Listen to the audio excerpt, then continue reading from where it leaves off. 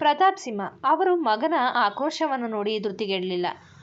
ಅವರು ನಿಧಾನವಾಗಿ ಮಂಚದ ಪಕ್ಕದಲ್ಲಿದ್ದ ತಮಗೆ ದಿನವೂ ಕೊಡುವ ನಿದ್ರೆ ಮಾತ್ರೆಯ ಬಾಟಲಿಯನ್ನು ಕೈಗೆ ತೆಗೆದುಕೊಂಡರು. ಅವರ ಮುಖದಲ್ಲಿ ಒಂದು ಕಠಿಣವಾದ ಹಠವಿತ್ತು. ವಿರಾಜ್ ಪ್ರತಾಪ್ ಸಿಂಹ ಅವರ ಧ್ವನಿ ತಣ್ಣಗಾಗಿತ್ತು, ಆದರೆ ಅದರಲ್ಲಿ ಸಾವಿನ ನಡುಕವಿತ್ತು. ನೀನು ನನ್ನ ಒಂದೇ ಒಂದು ಮಾತಿಗೆ ಬೆಲೆ ಕೊಡದಿದ್ದರೆ, ನನ್ನ ಈ ಆಸೆಯನ್ನು ನೀನು ನಿರಾಕರಿಸಿದರೆ ನೀನು ನಿನ್ನ ಈ ತಂದೆಯ ಸಾವನ್ನು ನೋಡಬೇಕಾಗುತ್ತದೆ. ಇವತ್ತು ನಿನ್ನ ಕಣ್ಣ ಮುಂದೆಯೇ ನಾನು ಈ ಔಷಧಿ ಕುಡಿದು ಪ್ರಾಣ ಬಿಡ್ತೀನಿ. ಆಮೇಲೆ ನೀನು ನಿನ್ನ ಕೋಟಿಗಳ ಸಾಮ್ರಾಜ್ಯದಲ್ಲಿ ಒಬ್ಬಂಟಿಯಾಗಿ ಬದುಕಬೇಕು ಎಂದು ಬಾಟಲಿಯ ಮುಚ್ಚಳವನ್ನು ತೆಗೆದರು. ಅಪ್ಪ, ಏನು ಮಾಡ್ತಿದ್ದೀರಾ? ವಿರಾಜ್ ಗಾಬರಿಯಿಂದ ಮುಂದೆ ಬಂದ. ಅವನು ಇಡೀ ಜಗತ್ತನ್ನೇ ಎದುರಿಸುವ ಉದ್ಯಮಿಯಾಗಿದ್ದರೂ ತಂದೆ ಎಂದರೆ ಅವನಿಗೆ ಪ್ರಾಣವಾಗಿತ್ತು. ತಂದೆಯ ಈ ಹಠ ಮತ್ತು ಸಾವಿನ ಬೆದರಿಕೆ ಅವನನ್ನು ಸಂಪೂರ್ಣವಾಗಿ ಅಸಹಾಯಕನನ್ನಾಗಿ ಮಾಡಿತ್ತು. ಅವನ ಅಹಂಕಾರ ಮತ್ತು ಕೋಪಕ್ಕೆ ತಂದೆಯ ಜೀವವೇ ಸವಾಲಾಗಿ ನಿಂತಿತ್ತು. ನಾನು ಹೇಳಿದ ಮಾತು ನೆನಪಿರಲಿ ವಿರಾಜ್. ನಾಳೆ ಸಂಜೆಯ ಒಳಗಡೆ ನೀನು ಅನನ್ಯಾಳ ಕೊರಳಿಗೆ ತಾಳಿ ಕಟ್ಟಬೇಕು.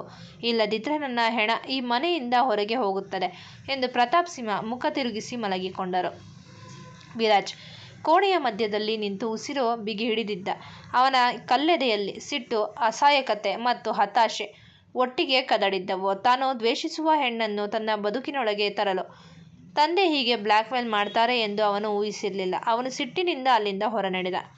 ಅತ್ತ ಸಣ್ಣ ಕೋಣೆಯಲ್ಲಿದ್ದ ಅನನ್ಯಳಿಗೆ ಈ ಯಾವುದೇ ವಿಷಯದ ಅರಿವಿರಲಿಲ್ಲ. ಅವಳು ತನ್ನ ಹಳೆಯ ಕುಟುಂಬದೊಂದಿಗೆ ಸಂಬಂಧ ಮುರಿದುಕೊಂಡು ಬಂದ ನೋವಿನಲ್ಲೇ ಕಣ್ಣೀರು ಹಾಕುತ್ತಿದ್ದಳು. ತಾನು ಯಾರಿಗೂ ತನ್ನ ಕಥೆಯನ್ನು ಹೇಳಿರಲಿಲ್ಲ. ತಾಯಿಗೆ ಹಣ ಕೊಟ್ಟು ಬಂದ ವಿಷಯವನ್ನು ಯಾರಿಗೂ ತಿಳಿಸಿರಲಿಲ್ಲ. ಅವಳಿಗೆ ಗೊತ್ತಿರಲಿಲ್ಲ ಮುಂದಿನ 24 ಗಂಟೆಗಳಲ್ಲಿ ಅವಳ ಬದುಕು ಮತ್ತೊಂದು ಬೃಹತ್ ಬಿರುಗಾಳಿಗೆ ಸಿಲುಕಲಿದೆ ಎಂದು. ಒಂದೆಡೆ ವಿರಾಜ್ನ ಕಟುದ್ವೇಷ, ಇನ್ನೊಂದೆಡೆ ಪ್ರತಾಪ್ ಸಿಂಹ ಅವರ ಸಾವಿನ ಹಠ. ಪ್ರತಾಪ್ ಸಿಂಹ ಅವರ ಕೋಣೆಯಿಂದ ಹೊರಬಂದ ವಿರಾಜ್ ಪ್ರತಾಪ್ ಸಿಂಹ ಸಂಪೂರ್ಣವಾಗಿ ತನ್ನ ವಿವೇಕವನ್ನು ಕಳೆದುಕೊಂಡಿದ್ದ. ಹೆಣ್ಣು ಜನ್ಮವನ್ನೇ ದ್ವೇಷಿಸುವ ಅವನ ಅಹಂಕಾರಕ್ಕೆ ತನ್ನ ಹೆತ್ತ ತಂದೆಯೇ ಕೊಡಲಿ ಪೆಟ್ಟು ನೀಡಿದ್ದರು. ತಂದೆಯ ಸಾವಿನ ಬೆದರಿಕೆಯೇ ಹಿಂದೆ ಆ ಅನನ್ಯಾಳ ಮಾಟಗಾರಿಕೆಯ ನಡವಳಿಕೆಯೇ ಕಾರಣ ಇರಬೇಕೆಂದು ಅವನ ಕಲ್ಲೆದೆ ತೀರ್ಮಾನಿಸಿಬಿಟ್ಟಿತ್ತು. ಅವನ ಕಣ್ಣುಗಳಲ್ಲಿ ರಕ್ತದ ಕೋಡಿ ಹರಿಯುವಂತೆ ಕೋಪ ಆವರಿಸಿತ್ತು. ಅವನು ಹಜಾರ ದಾಟಿ ನೇರವಾಗಿ ಅನನ್ಯಾಳ ಸಣ್ಣ ಕೋಣೆಯ ಬಾಗಿಲನ್ನು ಬಲವಂತವಾಗಿ ಒದ್ದು ಒಳಗೆ ನುಗ್ಗಿದ್ದ. ಕೋಣೆಯ ಮೂಲೆಯಲ್ಲಿ ತನ್ನ ಹಳೆಯ ನೆನಪುಗಳ ನೋವಿನಲ್ಲಿ ಕಣ್ಣೀರು ಹಾಕುತ್ತಾ ಕುಳಿತಿದ್ದ ಅನನ್ಯ ಆ ಭೀಕರ ಶಬ್ದಕ್ಕೆ ಬೆದರಿ ತಕ್ಷಣವೇ ಎದ್ದು ನಿಂತಿದ್ದಳು. ವಿರಾಜ್ ಅವಳ ಹತ್ತಿರ ಬಂದ ಹೆಜ್ಜೆಗಳಲ್ಲಿ ಸಾಕ್ಷಾತ್ ಯಮನ ಕ್ರೌರ್ಯವಿತ್ತು. ಅವಳು ಏನನ್ನಾದರೂ ಕೇಳುವ ಮುನ್ನವೇ ವಿರಾಜ್ ಮುನ್ನುಗ್ಗಿ ಅವಳ ಮುಡಿಯನ್ನು ತನ್ನ ಬಲವಾದ ಕೈಗಳಿಂದ ಗಟ್ಟಿಯಾಗಿ ಹಿಡಿದು ಜರಗಾಡಿದ. ಏಯ್ ಮನೆಹಾಳಿ! ವಿರಾಜ್ನ ಧ್ವನಿ ಮನುಷ್ಯನ ಧ್ವನಿಯಾಗಿರಲಿಲ್ಲ, ಅದು ಜ್ವಾಲಾಮುಖಿಯ ಗರ್ಜನೆಯಾಗಿತ್ತು. ಎಷ್ಟು ದಿನ ಅಂತ ನಿನ್ನ ಈ ಸೌಮ್ಯತೆಯ ನಾಟಕ ಆಡ್ತೀಯ? ನನ್ನ ಆಫೀಸ್ ಮುಂದೆ ನಿನ್ನ ಫ್ಯಾಮಿಲಿ ಬಂದು ಗಲಾಟೆ ಮಾಡಿದ್ದು ಸಾಲದು ಅಂತ ಈಗ ನನ್ನ ಮನೆಯೊಳಗೆ ಬಂದು ನನ್ನ ತಂದೆಯನ್ನೇ ನಿನ್ನ ಬುಟ್ಟಿಗೆ ಹಾಕಿಕೊಂಡಿದ್ದೀಯ. ನನ್ನ ತಂದೆ ನಿನ್ನ ಪರವಾಗಿ ಮಾತನಾಡೋ ಹಾಗೆ ಯಾವ ಮಂತ್ರ ಹಾಕಿದೆ ಹೇಳು? ಸರ್ ಬಿಡಿ ಸರ್, ನೋವಾಗ್ತಿದೆ. ನನಗೆ ಏನೂ ಗೊತ್ತಿಲ್ಲ. ಅನನ್ಯ ತನ್ನ ತಲೆಯನ್ನು ಬಿಡಿಸಿಕೊಳ್ಳಲು ಒದ್ದಾಡುತ್ತಾ ಕಿರುಚಿದಳು. ಅವಳ ನೆತ್ತಿಯ ಚರ್ಮ ಕಿತ್ತು ಬರುವಷ್ಟು ಜೋರಾಗಿ ವಿರಾಜ್ ಅವಳ ಮುಡಿಯನ್ನು ಎಳೆದು ಹಿಡಿದಿದ್ದ. ಇಷ್ಟು ದಿನ ಕೋಪವಿದ್ದರೂ ತಣ್ಣಗಿದ್ದ ಮನುಷ್ಯ ತಂದೆಯ ಮಾತಿನಿಂದ ಸಂಪೂರ್ಣವಾಗಿ ಹುಚ್ಚನಾಗಿದ್ದ. ಗೊತ್ತಿಲ್ವಾ ನಿನಗೆ? ಏನು ಗೊತ್ತಿಲ್ಲದ ಹಾಗೆ ಕಣ್ಣೀರು ಹಾಕ್ತೀಯಲ್ಲ, ಇದೇ ನಿನ್ನ ಹೆಣ್ಣು ಜನ್ಮದ ಹಳಸಿದ ನಾಟಕ. ವಿರಾಜ್ ಅವಳ ಮುಖವನ್ನು ತನ್ನ ಮುಖಕ್ಕೆ ಹತ್ತಿರ ಎಳೆದುಕೊಂಡು ಕಣ್ಣುಗಳನ್ನು ಕೆಂಪು ಮಾಡಿಕೊಂಡು ಹಲ್ಲು ಕಚ್ಚಿ ಹೇಳಿದ. ನನ್ನ ತಂದೆ ಇವತ್ತು ನನ್ನ ಮುಂದೆ ನಿಂತು ಸಾಯ್ತೀನಿ ಅಂತ ಬೆದರಿಕೆ ಹಾಕ್ತಿದ್ದಾರೆ. ನೀನು ನನ್ನ ಕೊರಳಿಗೆ ಬೀಳಬೇಕು ಅಂತ ಅವರು ಹಠ ಹಿಡಿದಿದ್ದಾರೆ. ಕೇಳು ವಿರಾಜ್ ಪ್ರತಾಪ್ ಸಿಂಹ ಯಾರ ಮುಂದೇನೂ ತಲೆ ತಗ್ಗಿಸಲ್ಲ. ತಂದೆಯ ಪ್ರಾಣಕ್ಕಾಗಿ ನಾನು ನಿನ್ನ ಮದುವೆಯಾಗಲು ಒಪ್ಪಿಕೊಂಡಿದ್ದೀನಿ. ಆದರೆ ಇದು ಕೇವಲ ಒಂದು ಕಾಂಟ್ರಾಕ್ಟ್ ಮ್ಯಾರೇಜ್ ಅಷ್ಟೇ. ಸಮಾಜದ ಮುಂದೆ ಮಾತ್ರ ನೀನು ನನ್ನ ಹೆಂಡತಿ, ಒಳಗಡೆ ನೀನು ಈ ಮನೆಯ ಕಸಕ್ಕಿಂತ ಕೀಳು. ಅನನ್ಯಾಳ ಇಡೀ ಶರೀರ ನಡುಗುತ್ತಿತ್ತು. ತನ್ನ ಸ್ವಾಭಿಮಾನಕ್ಕೆ ಇಷ್ಟು ದೊಡ್ಡ ಪೆಟ್ಟು ಬೀಳುತ್ತದೆ ಎಂದು ಅವಳು ಊಹಿಸಿರಲಿಲ್ಲ. ಅವಳು ತನ್ನ ಕಣ್ಣೀರನ್ನು ಒರೆಸಿಕೊಂಡು ವಿರಾಜ್ನ ಕೈಗಳನ್ನು ತಳ್ಳಿ ದೂರ ಸರಿದಳು. ಇಲ್ಲ, ನಾನು ಈ ಮದುವೆಗೆ ಒಪ್ಪಲ್ಲ. ನಾನು ನಿಮ್ಮ ಹಣಕ್ಕಾಗಲಿ ನಿಮ್ಮ ಆಸ್ತಿಗಾಗಲಿ ಇಲ್ಲಿಗೆ ಬಂದಿಲ್ಲ. ನನಗೆ ನಿಮ್ಮ ಕಾಂಟ್ರಾಕ್ಟ್ ಮ್ಯಾರೇಜ್ ಬೇಡ. ನಾನು ಹಿಂದೆ ಈ ಕ್ಷಣವೇ ಇಲ್ಲಿಂದ ಹೊರಟು ಹೋಗ್ತೀನಿ ಎಂದು ಅನನ್ಯ ಗಟ್ಟಿಯಾಗಿ ಕಿರ್ಚಿ ಬಾಗಿಲಿನ ಕಡೆಗೆ ಹೆಜ್ಜೆ ಹಾಕಿದಳು. ಅನನ್ಯ ಹೊರಡಲು ಅನುವಾದಾಗ ವಿರಾಜ್ ಅವಳ ದಾರಿಗೆ ಅಡ್ಡವಾಗಿ ನಿಂತು ವಿಕಟವಾಗಿ ನಕ್ಕ. ಆ ನಗುವಿನಲ್ಲಿ ದ್ವೇಷದ ಕ್ರೌರ್ಯವಿತ್ತು. ಹೊರಟು ಹೋಗ್ತೀಯಾ? ಅಷ್ಟು ಸುಲಭವಾಗಿ ನನ್ನ ತಂದೆಯ ಪ್ರಾಣದ ಜೊತೆ ಆಟವಾಡಿ ನೀನು ಇಲ್ಲಿಂದ ತಪ್ಪಿಸಿಕೊಳ್ಳಲು ಸಾಧ್ಯವಿಲ್ಲ ಅನನ್ಯ. ವಿರಾಜ್ ತನ್ನ ಕಿಸೆಯಲ್ಲಿದ್ದ ಫೋನ್ ತೆಗೆದು ಅವಳ ಮುಖದ ಹಿಂದೆ ಹಿಡಿದ. ನಿನ್ನ ತಮ್ಮ ವಿಕ್ರಮ್ ಇನ್ನು ಪೊಲೀಸ್ ಲಾಕಪ್ನಲ್ಲೇ ಇದ್ದಾನೆ. ನೀನು ಈ ಮದುವೆಗೆ ಒಪ್ಪದೇ ಇದ್ದರೆ ಅವನು ಇಡೀ ಜೀವನ ಜೈಲಿನಲ್ಲೇ ಕೊಳೆಯುವ ಹಾಗೆ ಮಾಡ್ತೀನಿ. ಅಷ್ಟೇ ಅಲ್ಲ, ನನ್ನ ತಂದೆ ದಿನವೂ ಕೊಡುವ ನಿದ್ದೆ ಮಾತ್ರೆ ಬಾಟಲಿಯನ್ನು ಕೈಯಲ್ಲಿ ಹಿಡಿದುಕೊಂಡು ಕೂತಿದ್ದಾರೆ. ನೀನು ಮದುವೆಗೆ ಒಪ್ಪದಿದ್ದರೆ ಅವರು ವಿಷ ಕುಡಿದು ಸಾಯ್ತಾರೆ. ನನ್ನ ತಂದೆಯ ಸಾವಿಗೆ ನೀನೇ ಕಾರಣ ಆಗ್ತೀಯ. ಅನನ್ಯ ಗೋಡೆಗೆ ಹೊರಗೆ ನಿಂತು ಬಿಟ್ಟಳು. ಅವಳ ಕಾಲ ಕೆಳಗಿನ ಭೂಮಿ ಕುಸಿದು ಹೋದಂತಾಗಿತ್ತು. ಸರ್, ನನ್ನನ್ನು ಯಾಕೆ ಹೀಗೆ ಕಾಡ್ತಿದ್ದೀರಾ? ನಂದೇನು ತಪ್ಪಿದೆ ಎಂದು ಅವಳು ನೆಲದ ಮೇಲೆ ಕುಳಿತು ಜೋರಾಗಿ ಗೋಳಾಡಲು ಆರಂಭಿಸಿದ್ದಳು. ವಿರಾಜ್ ಅವಳ ಕಡೆಗೆ ಒಂಚೂರು ಕರುಣೆ ಇಲ್ಲದೆ ನೋಡುತ್ತಾ ಹೇಳಿದ್ದ, ನನ್ನ ತಂದೆ ಇನ್ನೆಷ್ಟು ವರ್ಷ ಬದುಕ್ತಿರ್ತಾರೋ ಗೊತ್ತಿಲ್ಲ.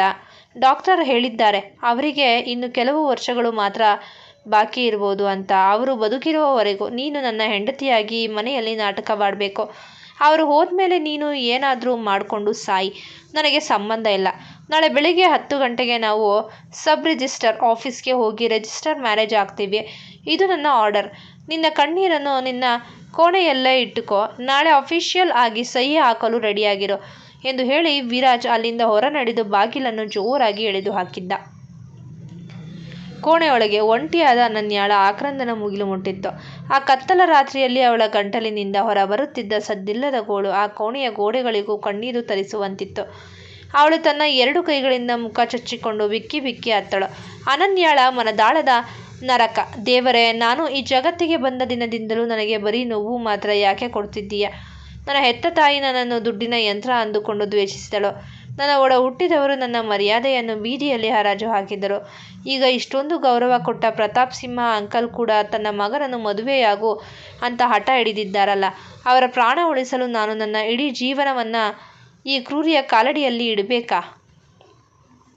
ಅವಳಿಗೆ ಪ್ರತಾಪ್ ಸಿಂಹ ಅವರು ನೆನಪಾದರು. ತಾನು ಈ ಮನೆಗೆ ಬಂದಾಗ ಅವರು ತನ್ನನ್ನು ಎಷ್ಟು ಪ್ರೀತಿಯಿಂದ ಗೌರವದಿಂದ ನಡೆಸಿಕೊಂಡಿದ್ದರು. ದಿನವೂ ಅಮ್ಮ, ಅನನ್ಯ ಎಂದು ಕರೆಯುವಾಗ ಅವರ ಕಣ್ಣಲ್ಲಿದ್ದ ಮಮತೆ ಸುಳ್ಳಾಗಿರಲಿಲ್ಲ. ಅವರು ತನಗಾಗಿ ಪ್ರಾಣ ಬಿಡಲು ಸಿದ್ಧವಾಗಿದ್ದಾರೆ ಎನ್ನುವುದು ಅವಳ ಹೃದಯವನ್ನು ಹಿಂಡುತ್ತಿತ್ತು. ಅಂಕಲ್, ನಿಮ್ಮ ಪ್ರಾಣಕ್ಕೆ ನಾನು ಕಾರಣವಾಗಲು ಸಾಧ್ಯವಿಲ್ಲ. ಆದರೆ ಈ ವಿರಾಜ್, ಇವನ ದ್ವೇಷದ ಬೆಂಕಿಯಲ್ಲಿ ನಾನು ಪ್ರತಿದಿನ ಸತ್ತು ಬದುಕಬೇಕಲ್ಲ ಎಂದು ಅನನ್ಯ ತನ್ನ ಎದೆಗೆ ಕೈ ಒತ್ತುಕೊಂಡು ಬಿಕ್ಕುತ್ತಿದ್ದಳು. ಅವನ ಕಣ್ಣೀರಿನಿಂದ ಅವಳು ಧರಿಸಿದ್ದ ಹಳೆಯ ಚೂಡಿದಾರ್ ಸಂಪೂರ್ಣವಾಗಿ ಒದ್ದೆಯಾಗಿತ್ತು. ರಾತ್ರಿ ಇಡೀ ಅವಳು ಒಂದು ಕಣ್ಣಿನ ರೆಪ್ಪೆಯನ್ನು ಮುಚ್ಚಲಿಲ್ಲ. ಹೊರಗೆ ಮಳೆ ಜೋರಾಗಿ ಸುರಿಯುತ್ತಿದ್ದರೆ ಒಳಗೆ ಅನನ್ಯಾಳ ಬದುಕಿನ ಕಣ್ಣೀರಿನ ಬಿರುಗಾಳಿ ಇಡೀ ಜಗತ್ತನ್ನೇ ಮೌನವಾಗಿಸಿತ್ತು. ಮರುದಿನ ಬೆಳಿಗ್ಗೆ 9 ಗಂಟೆಯಾಗಿತ್ತು. ಅನನ್ಯ ಎದ್ದು ತನ್ನ ಮುಖ ತೊಳೆದಳು. ಕನ್ನಡಿಯ ಮುಂದೆ ನಿಂತಾಗ ಅವಳ ಕಣ್ಣುಗಳು ಊದಿಕೊಂಡಿದ್ದವು. ಮುಖ ಸಂಪೂರ್ಣವಾಗಿ ಬಿಳಿಚಿಕೊಂಡಿತ್ತು. ಅವಳು ಯಾವುದೇ ಹೊಸ ಬಟ್ಟೆ ಧರಿಸಿರಲಿಲ್ಲ. ಕೇವಲ ಒಂದು ಸರಳವಾದ ಒಣಗಿದ ಸೀರೆಯನ್ನು ಉಟ್ಟುಕೊಂಡು ಹಾಜರಕ್ಕೆ ಬಂದಳು. ವಿರಾಜ್ ಈಗಾಗಲೇ ಕಪ್ಪು ಸೂಟ್ ಧರಿಸಿ ಕಾರಿನ ಕೀ ಹಿಡಿದು ರೆಡಿಯಾಗಿ ನಿಂತಿದ್ದ. ಅವನ ಮುಖದಲ್ಲಿ ಎಂದಿನಂತೆ ಅದೇ ಕಟುತನ ಮತ್ತು ಅಸಹ್ಯವಿತ್ತು. ಪ್ರತಾಪ್ ಸಿಂಹ ಅವರು ವೀಲ್ ಚೇರ್ ಮೇಲೆ ಕುಳಿತು ಇವರಿಬ್ಬರನ್ನು ನೋಡುತ್ತಿದ್ದರು. ಅವರ ಕಣ್ಣುಗಳಲ್ಲಿ ತಾನು ಗೆದ್ದೆ ಎಂಬ ತೃಪ್ತಿ ಇತ್ತೇ ಹೊರತು ಇವರಿಬ್ಬರ ನಡುವೆ ಇರಲಿರುವ ಆ ನರಕದ ಬದುಕಿನ ಅರಿವಿರಲಿಲ್ಲ. ವಿರಾಜ್, ಅನನ್ಯ, ಚೆನ್ನಾಗಿರಿ ಮಕ್ಕಳೇ ಎಂದರು ಪ್ರತಾಪ್ ಕ್ಷೀಣವಾಗಿ. ಅನನ್ಯ ಅವರ ಕಾಲಿಗೆ ಬಿದ್ದು ನಮಸ್ಕರಿಸಿದವಳು. ಅವಳ ಕಣ್ಣಿಂದ ಒಂದು ಹನಿ ಕಣ್ಣೀರು ಅವರ ಕಾಲ ಮೇಲೆ ಬಿದ್ದಿತ್ತು. ಆದರೆ ಅವಳು ಒಂದು ಮಾತನ್ನೂ ಆಡಲಿಲ್ಲ. ನಡಿ, ಟೈಮ್ ಆಗ್ತಿದೆ ಎಂದು ವಿರಾಜ್ ಗಡುಸಾಗಿ ಕೂಗಿ ಹೊರಗೆ ನಡೆದ. ಅನನ್ಯ ಮೌನವಾಗಿ ಅವನ ಹಿಂದೆ ಹೆಜ್ಜೆ ಹಾಕಿದ್ದಳು. ಅವಳು ಹೋಗುತ್ತಿರುವುದು ಮದುವೆಯ ಮಂಟಪಕ್ಕಲ್ಲ, ತನ್ನದೇ ಸ್ವಾಭಿಮಾನದ ಬಲಿಪೀಠಕ್ಕೆ ಎಂಬ ಸತ್ಯ ಅವಳಿಗೆ ಚೆನ್ನಾಗಿ ಗೊತ್ತಿತ್ತು. ಸಬ್ ರಿಜಿಸ್ಟರ್ ಆಫೀಸ್ನ ಆ ಸಣ್ಣ ಕೋಣೆಯಲ್ಲಿ ಯಾವುದೇ ಹಬ್ಬದ ಸಡಗರವಿರಲಿಲ್ಲ. ಕೇವಲ ವಿರಾಜ್ನ ದ್ವೇಷದ ಸಾಕ್ಷಿಯಾಗಿ ಇಬ್ಬರು ಸಹಿ ಹಾಕಿದರು. ಅನನ್ಯ ಅಧಿಕೃತವಾಗಿ ವಿರಾಜ್ ಪ್ರತಾಪ್ ಸಿಂಹನ ಹೆಂಡತಿಯಾಗಿದ್ದಳು. ಆದರೆ ಆ ಸಂಬಂಧದ ಒಳಗೆ ಬರೀ ಕತ್ತಲೆಯ ಕಾಂಟ್ರಾಕ್ಟ್ ಮಾತ್ರ ಇತ್ತು. ಸಬ್ ರಿಜಿಸ್ಟರ್ ಆಫೀಸ್ನ ಆ ಸಣ್ಣ ಕೋಣೆಯಲ್ಲಿ ತಣ್ಣಗೆ ತಿರುಗುತ್ತಿದ್ದ ಫ್ಯಾನ್ನ ಶಬ್ದ ಮಾತ್ರ ಕೇಳಿಸ್ತಿತ್ತು. ಅನನ್ಯ ನಡುಗುವ ಕೈಗಳಿಂದ ಆ ಮದುವೆ ನೋಂದಣಿ ಪುಸ್ತಕದ ಮೇಲೆ ಸಹಿ ಹಾಕಿದಳು.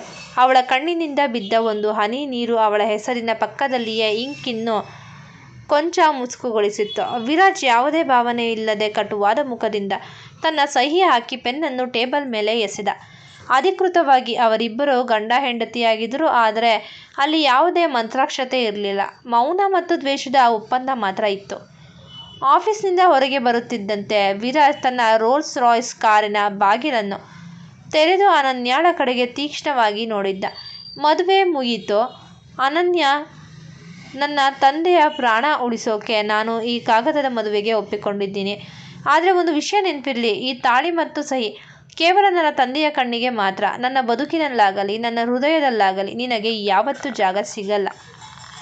ನಿನ್ನನ್ನು ನಾನು ಹೆಂಡತಿ ಅಂತ ಒಪ್ಪಿಕೊಳ್ಳೋದು ದೂರದ ಮಾತು ಎಂದು ವಿರಾಜ್ ಹಲ್ಲು ಕಚ್ಚಿ ಅನನ್ಯ ಕಾರಿನ ಸೀಟಿಗೆ ಹೊರಗೆ ಕಣ್ಣು ಮುಚ್ಚಿಕೊಂಡಳು. ಅವಳ ಕೆನ್ನೆಯ ಮೇಲೆ ಕಣ್ಣೀರು ನಿರಂತರವಾಗಿ ಹರಿಯುತ್ತಿತ್ತು.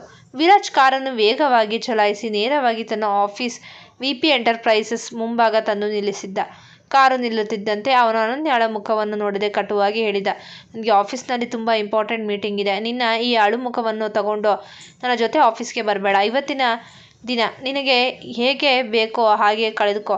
ನಾಳೆಯಿಂದ ಆಫೀಸ್ ಕೆಲಸಕ್ಕೆ ಯಾವುದೇ ತೊಂದರೆ ಆಗಬಾರ್ದು ಎಂದು ಹೇಳಿ ಕಾರಿನಿಂದ ಇಳಿದು ಬಾಗಿಲನ್ನು ಜೋರಾಗಿ ಹಾಕಿ ಅನನ್ಯಾಳನ್ನು ಅಲ್ಲೇ ಕಾರಿನೊಳಗೆ ಬಿಟ್ಟು ನೇರವಾಗಿ ಆಫೀಸ್ ಒಳಗೆ ನಡೆದು ಹೋದ.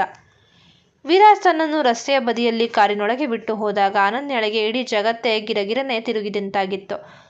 ಡ್ರೈವರ್ ಕಾರಿನ ಬಾಗಿಲು ತೆರೆದು ಗೌರವದಿಂದ ನಿಂತಿದ್ದರು. ಅನನ್ಯಾಳಿಗೆ ಕಾರಿನಿಂದ ಇಳಿಯಲು ಕಾಲಿನಲ್ಲಿ ಶಕ್ತಿ ಇರಲಿಲ್ಲ. ಅವಳು ನಿಧಾನವಾಗಿ ಕಾರಿನಿಂದ ಇಳಿದು ರಸ್ತೆಯ ಬದಿಯ ಫುಟ್ಪಾತ್ ಮೇಲೆ ಬಂದು ನಿಂತಳು. ಸುತ್ತಲೂ ಜನಜಂಗುಳಿ ಇತ್ತು. ವಾಹನಗಳ ಸದ್ದು ಜೋರಾಗಿತ್ತು. ಆದರೆ ಅನನ್ಯಾಳಿಗೆ ಮಾತ್ರ ಎಲ್ಲವೂ ಶೂನ್ಯವಾಗಿ ಕಾಣಿಸ್ತಿತ್ತು. ಅವಳ ಮನಸ್ಸಿನಲ್ಲಿ ತೀವ್ರವಾದ ಗೊಂದಲ ಶುರುವಾಗಿತ್ತು. ನಾನೀಗ ಎಲ್ಲಿಗೆ ಹೋಗಬೇಕು? ಆಫೀಸ್ಗೆ ಹೋಗಬೇಕಾ ಅಥವಾ ಮನೆಗೆ ಹೋಗಬೇಕಾ? ಆಫೀಸ್ಗೆ ಹೋದರೆ ಅಲ್ಲಿ ನನ್ನದೇ ವಿಭಾಗದ ನೌಕರರು ನನ್ನನ್ನು ವಿರಾಜ್ ಸರ್ ಅವರ ಹೆಂಡತಿ ಅಂತ ನೋಡ್ತಾರಾ ಅಥವಾ ಕೇವಲ ಕೆಲಸದವಳಾಗಿ ನೋಡ್ತಾರಾ? ಅಲ್ಲಿ ವಿರಾಜ್ನ ಕಟು ದೃಷ್ಟಿಯನ್ನು ಎದುರಿಸುವ ಶಕ್ತಿ ನನಗಿದೆಯಾ? ಮನೆಗೆ ಹೋದರೆ ಆ ಬೃಹತ್ ಬಂಗಲೆಯಲ್ಲಿ ಪ್ರತಾಪ್ ಸಿಂಹ ಅಂಕಲನನ್ನು ಸೊಸೆ ಅಂತ ಕರೀತಾರ. ಆದರೆ ಆ ಸುಳ್ಳು ನಾಟಕವನ್ನು ನನ್ನಿಂದ ಎಷ್ಟು ದಿನ ಆಡಲು ಸಾಧ್ಯ? ಅವಳಿಗೆ ತನ್ನ ಹಳೆಯ ಬಾಡಿಗೆ ರೂಮ್ ನೆನಪಾಯಿತು. ರಸ್ತೆಯ ಬದಿಯ ತಿಂಡಿ ಬಂಡಿ ನೆನಪಾಯಿತು. ಅಲ್ಲಿ ಕಷ್ಟವಿದ್ದರೂ ಒಂದು ರೀತಿಯ ಸ್ವಾಭಿಮಾನವಿತ್ತು. ಆದರೆ ಇವತ್ತು ಅವಳ ಕೊರಳಿನಲ್ಲಿ ವಿರಾಜ್ ಕಟ್ಟಿದ್ದ ಆ ಕಾಂಟ್ರಾಕ್ಟ್ ತಾಳಿ ಇತ್ತು. ಅದು ಇವಳ ಇಡೀ ಸ್ವಾಭಿಮಾನವನ್ನು ಹತ್ತಿಕ್ಕಿತ್ತು. ರಸ್ತೆಯಲ್ಲಿ ನಡೆದುಕೊಂಡು ಹೋಗುತ್ತಿದ್ದ ಅವಳಿಗೆ ದಾರಿ ಕಾಣದಂತಾಗಿತ್ತು. ಆಫೀಸ್ಗೆ ಹೋಗುವ ಧೈರ್ಯ ಅವಳಲ್ಲಿ ಇರಲಿಲ್ಲ. ಕೊನೆಗೆ ಬೇರೆ ದಾರಿ ಇಲ್ಲದೆ ಭಾರವಾದ ಹೆಜ್ಜೆಗಳನ್ನಿಡುತ್ತಾ ವಿರಾಜ್ನ ಬಂಗಲೆಯ ಕಡೆಗೆ ಹೋಗುವ ಬಸ್ ಹತ್ತಿದ್ದಳು. ಈ ಕತೆ ನಿಮಗೆ ಇಷ್ಟವಾಗಿದ್ದಲ್ಲಿ ಕಥೆಯನ್ನು ವೀಕ್ಷಿಸಿದ ನಂತರ ದಯಮಾಡಿ ನಮ್ಮ ಚಾನಲ್ಗೆ ಶೇರ್ ಮಾಡಿ, ಲೈಕ್ ಮಾಡಿ ಮತ್ತು ಸಬ್ಸ್ಕ್ರೈಬ್ ಮಾಡಿ. ಧನ್ಯವಾದಗಳು.